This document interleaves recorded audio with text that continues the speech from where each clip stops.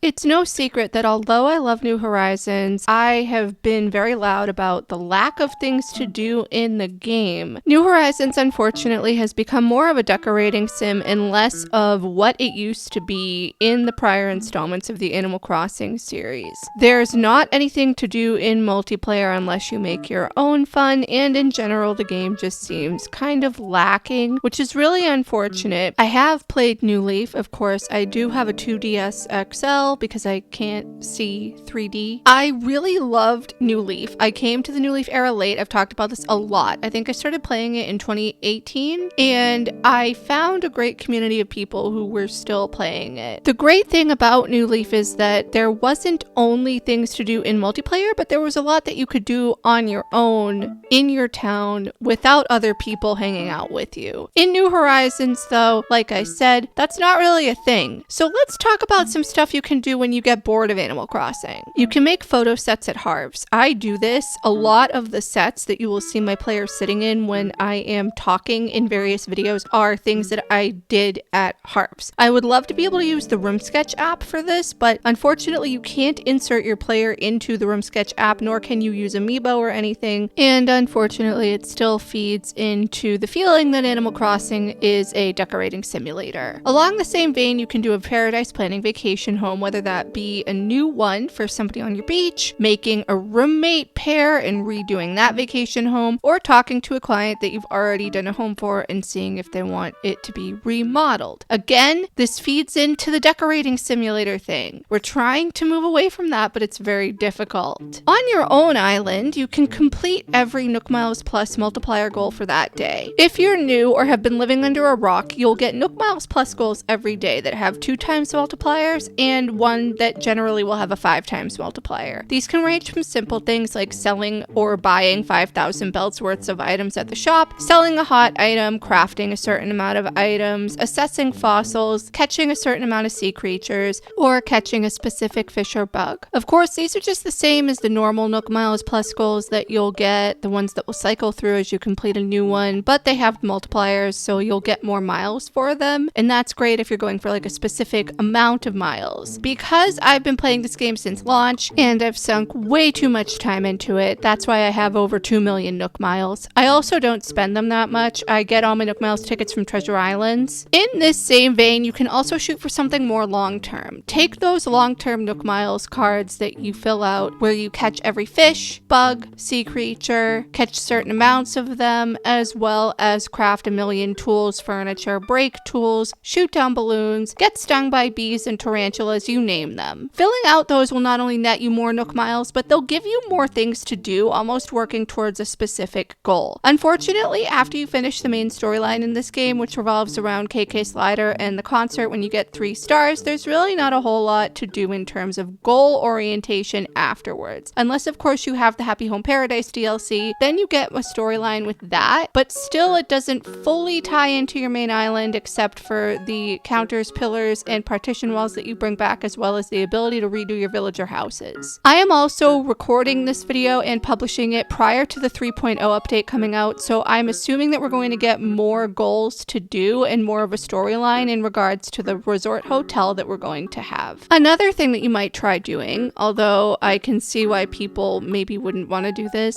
start with 0 bells again and work your way back up. Remove everything from your ABD. Remove everything from your pockets. Trash all your bells. Buy ridiculously expensive items. Give your bells away. Get rid of all your money. Make yourself completely broke. Kind of like a rags to riches, except you're not restarting your island. I know people have made hard mode and rags to riches challenges. I believe the main person who did that has been Nintentalk. I haven't tried those. I've heard people have with a lot of success, but I just don't know if those particular challenges are for me. Getting rid of all of my bells though and starting anew, that is interesting. Maybe we'll try that at some point. You could also craft every single DIY that you've unlocked. I did this at one point, except for the glowing moss ruins wall or whatever it's called. I still haven't crafted that because I haven't gotten a ruins wall from Sahara. Unfortunately, some of the recipes do need specific items that can be difficult to find. I know I could have just gone to a treasure island and gotten this ruins wall, but I also completely forgot about it. I know it's in my catalog, but you can't reorder special walls and floors from your catalog. You have to either take your chances with Sahara or use online multiplayer, which is the curse of this game. But going to multiplayer multiplayer though, if you play with friends, you could try hosting a game night, like doing an obstacle course that you make, playing hide and seek on one of your islands, or a game challenge like a board game or a dice or a timer game. You could also use the timer to set challenges for yourself, like seeing how many fish, bugs, or sea creatures you could catch in a certain amount of time. Kind of like the fishing tourney in Bug Off, except you're not rewarded with swag, you only get instant gratification or something. Before we wrap up here, I want to give an honorable mention to two things, one of which is kind of extreme, but we'll start off with the lesser one. Take advantage of your daily Cap'n Island tour. Once you reach 3 stars on your island, you'll unlock Cap'n's boat tours through a storyline with Blathers in order to go on a search for Brewster to unlock the roost in the museum. After you do that, he will be able to take you on a tour every day and you'll find a gyroid on his little tour islands. You can also go to islands that represent different seasons or special ones such as the Star Fragment Island. If you want to learn more about Cap'n's Islands, I did do a whole video about it. I'll link it down in the description and up in the cards somewhere. The more extreme thing is to flatten your whole entire island and redo it. But I feel like we should wait until the 3.0 update comes out because then we'll have Rossetti's cleanup service. While that cannot outright completely flatten your island or reset it to your original map from when you started it on day 1, it will clear your island of any furniture, trees, shrubs, flowers, and custom designs, but not in-game pathing. At least that's what we're led to believe based on the 3.0 update trailer from Nintendo. I know that not a lot of people are going to want to do that, and I don't blame them. I've gone through so many different iterations of my island map, it's not even funny. I've been playing on the same island since launch in March 2020, and I'm so attached to it that I can't bring myself to delete it, so I just cycle through different layouts. But I finally found my forever layout that I want to keep. If you want to see more about that, there is a playlist of me redoing my entire island. However, that also led me to get a second Switch and have a second island to be able to do more things on. Obviously, hindsight is 2020. While we do have the Slumber Islands coming out in the 3.0 update, that's not quite the same as working on your own main island, but I think that it will be a good supplement to that, especially for people who can't afford more than one Nintendo console. The last thing I could recommend is touring Dream Addresses. This gives you a large scope as to what is going on beyond your own island. You can either get specific dream addresses by looking through Tumblr, Discord, Pinterest, various sites, or using the random Dream Finder. I've done both. I also have a bunch of dream addresses saved in like a backlog that I keep meaning to visit and do videos on, but I just haven't gotten there. Dream addresses, unfortunately, like a lot of other things in this game, do require a Nintendo Online subscription. So if you don't have that, you won't be able to visit dreams. You might just be able to do it vicariously through a YouTuber or streamer. I do like dream addresses though. A lot of people honestly are so creative with this game. I feel like I'm not one of them. And sometimes when I visit other islands, it makes me pause and think whether or not we're playing the same game. The way that people build and design things, I can't really wrap my head around it. It does make me wish though that we had more structures on this island because people do make a lot of fake buildings. I've done those in the past and they look really cool, but it makes me want more for another upgrade to Nook's Cranny, which we're never gonna get, and more buildings beyond the resort hotel that we're going to have in the 3.0 update. I pretty much just scratched the surface with this on things to do when you're bored, but if you could think of anything else, let me know in the comments down below. I am still so salty and I will still never shut up about the multiplayer minigames in New Leaf.